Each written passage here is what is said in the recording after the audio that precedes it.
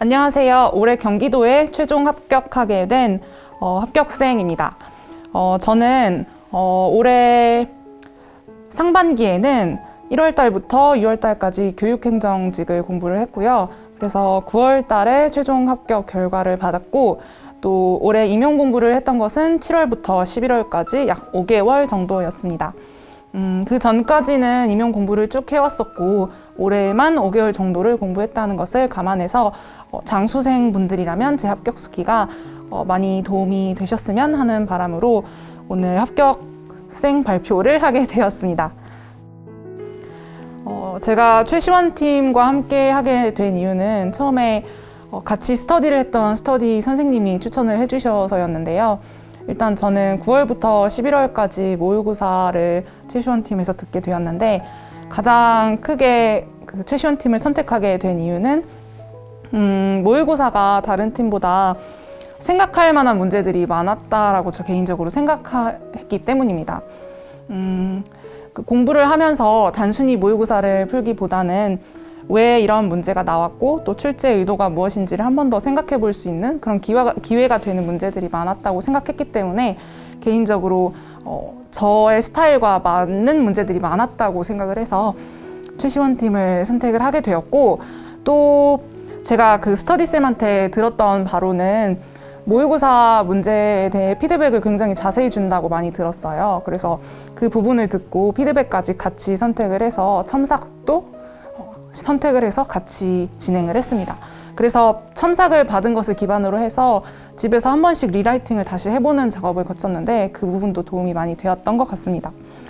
그리고 그 리라이팅을 하는 부분은 일단 1순위는 저는 일반 영어로 잡아서 일반 영어는 반드시 한번 리라이팅을 해보는 시간을 가졌고요. 그래서 그 안에서 키워드가 꼭 들어가야 할 것이 빠지지는 않았는지, 그리고 수업이 답안이 잘 구조화가 되어 있는지 이런 것들을 중점적으로 해서 리라이팅을 했습니다. 그리고 영어 교육론도 마찬가지로 리라이팅에 키워드가 잘 들어가 있는지, 그리고 답안이 잘 구성이 되어 있는지 이런 것들을 중점적으로 해서 했고, 또 영어학은 리라이팅을 시간이 많지 않아서 리라이팅을 많이 하지는 못했던 것 같습니다. 그리고 단과 수업에서는 최시원 쌤이 하셨던 그 영어 교육론 원서인 TBP랑 How Languages Are Learned 이거 두 개를 들었고, 선생님이 수업을 해주신 그 강의를 들은 다음에 스터디 쌤이랑 같이 그 수업을 들은 것을 기반으로 해서 복습할 수 있는 시간까지 같이 가졌는데 이 부분이 도움이 많이 되었던 것 같습니다. 그리고 강의를 들은 다음에 강의가 되게 좋았던 점이, 저는 다른 원서 특강 들었던 것보다 되게 구체적으로 이론을 많이 설명을 해주시고 또 체계적으로 설명해 주신다는 느낌을 많이 받아서 저는 도움이 많이 되었던 것 같습니다. 저는 1차 데뷔를 올해는 일반 영어를 중점적으로 공부를 했는데요. 거의 60%, 70% 정도는 일반 영어에 투자를 했던 것 같습니다. 그리고 나머지 20% 정도는 저는 교육학이 좀 약했기 때문에 교육학에다가 투자를 많이 했고, 그리고 영교론이나 영어학 같은 경우에는 그 전에 공부했던 게 굉장히 많이 있었기 때문에 기본만 충실히 하자라는 생각으로 기출을 반복하고, 그리고 핵심 원서들만 한 번씩 볼 수 있는 정도로 그렇게 공부를 했습니다. 일반 영어 같은 경우에는 제가 시간이 5개월 정도로, 5개월도 안 되게 되게 짧았기 때문에 그 짧은 시간 내에 감을 빨리 되살리고, 그리고 실력 역시도 빨리 올릴 수 있는 방법이 무엇일까 고민을 많이 했습니다. 그래서 인풋을 최대한 많이 제가 넣을 수 있는 만큼 많이 넣자라는 생각으로 공부를 했고요. 그래서 그 전에 공부했던 거와는 조금 방식이 달랐는데 좀 어센틱 매테리얼을 많이 접해보고 싶어서 저는 이코노미스트나 타임즈 같은 것들을 굉장히 많이 읽었고, 또 리스닝을 영어로 하는 것도 진짜 도움이 많이 됐던 것 같아요. 저는 그래서 ABC 뉴스 같은 것들이 자막이 있기 때문에 제가 이해를 하고 또 그거를 한번 확인해 볼 수 있는 작업을 거치는 게 도움이 또 많이 되었습니다. 또 시간 날 때는 미드를 가끔씩 보는 것도 도움이 저는 됐던 것 같아요. 미드를 보고 또 영어 자막을 한 번씩 찾아서 제가 이해한 게 맞는지 확인하는 작업도 굉장히 도움이 되었고, 그리고 제가 그냥 미드를 보고 끝내는 게 아니라 짬짬이 나눠서 단어장을 만들어서 그 핵심 표현들 같은 거를 진짜 길게 적었어요. 그러면은 그 상황이 기억이 나기 때문에 단어 공부에도 도움이 되고 또 영어를 감을 익히는 데도 도움이 정말 많이 되었던 것 같아요. 그래서 한 7월 동안 그렇게 열심히 했더니 감이 올라오는데 한 2주, 3주 정도 걸렸던 것 같고, 그 다음부터는 뭐 계속해서 그 수업의 흐름, 그 공부 흐름이 저는 되게 좋았기 때문에 그런 식으로 11월이 되어서도 모고 시즌이 되었지만 계속해서 그런 식으로 공부를 했습니다. 그리고 모의고사 같은 경우에는 연습을 할 수 있는 정도, 그러니까 실전 연습을 할 수 있는 용도로만 사용을 하였고 너무 모의고사에 시간을 많이 투자를 하지는 않았습니다. 이번에는 그랬습니다. 그리고 그 전까지는 저는 뭐 시중에 나와 있는 책들은 굉장히 많이 풀어보고 다 한 번씩 거의 대부분 봤던 것 같아요. 뭐 거로 리딩이나 수험생들이 많이 보는 책들을 굉장히 많이 봤고, 뭐 그런 것들을 스터디를 통해서 뭐 요약해보고 메인 아이디어 찾고 이런 작업들도 많이 거쳐보았습니다. 그리고 일반 영어는 그렇게 공부를 했고요. 그 다음에 영어학 같은 경우에는 저는 거의 볼 수 있는 모든 원서는 다 봤던 것 같아요. 올해는 뭐 필수 원서인 AP랑 트포랑 TG 이거 세 가지를 중점적으로 공부를 했고, 올해는 그랬고 거의 대부분의 원서를 필수 원서는 10회독 이상 다 했던 것 같아요.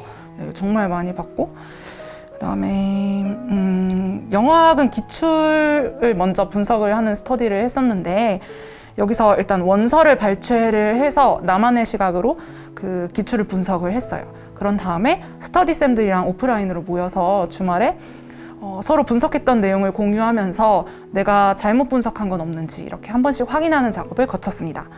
그리고 원서 스터디도 따로 했는데, 원서 스터디는 문제 만들기 스터디를 해서 진행을 했고요.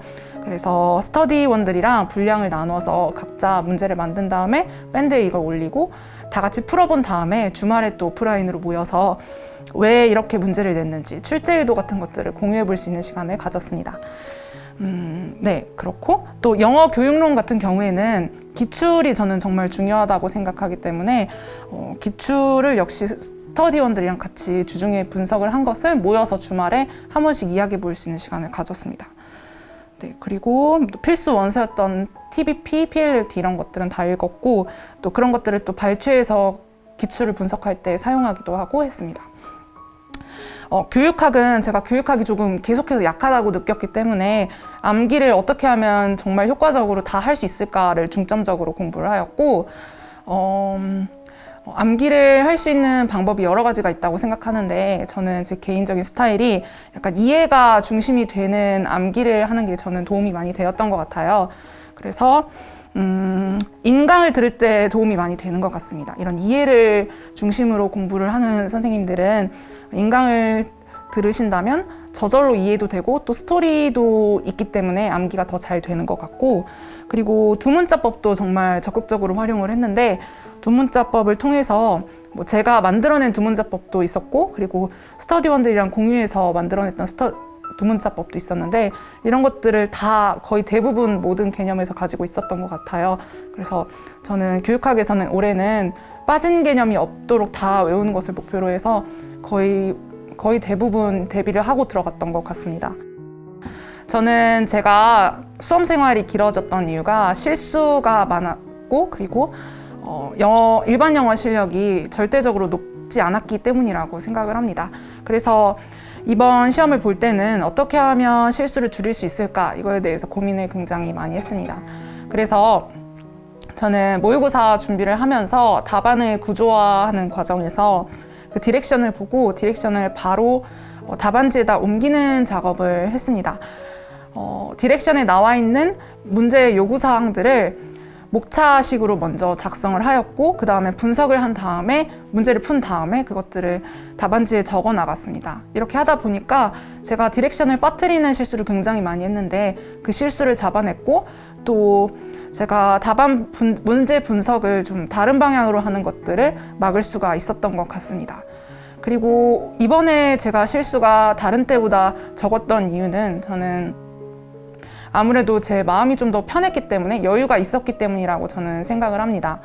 그래서 문제를 시험장에 들어가면 정말 많이 떨리잖아요. 그래서 저는 그것 때문에 실수를 많이 했던 것 같은데, 마음의 여유를 가지고 또 시험에 여유를 가지고 임하신다면 아마 실수가 조금 더 줄어들 수 있지 않을까라는 생각을 또 개인적으로 합니다. 이상입니다. 2차 데뷔를 하는데 저는 올해는 굉장히 많이 힘이 들었습니다. 왜냐하면 다른 모든 분들도 다 힘들겠지만 저는 일을 하고 있는 중이었기 때문에 일을 처음 배우는 입장이었고 또 2차 데뷔도 퇴근한 다음에 다 했어야만 했기 때문에 정말 많이 정신적으로 힘들었던 것 같아요.